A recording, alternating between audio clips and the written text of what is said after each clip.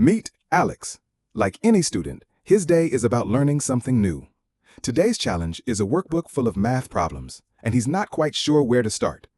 Learning isn't always a straight line. His teacher provides the first crucial piece of guidance by pointing out a small mistake in his calculations. This is where the real learning happens.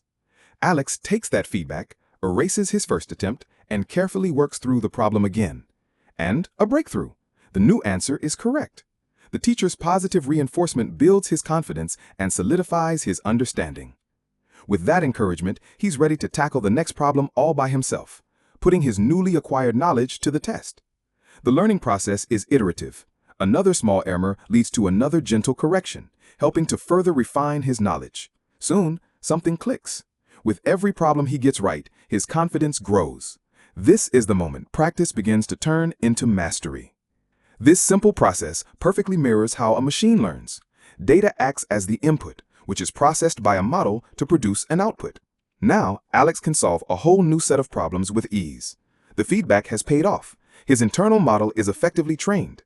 True understanding is being able to apply knowledge in new ways, like teaching what you have learned to help someone else. So how did this all begin? With the teacher's answer book.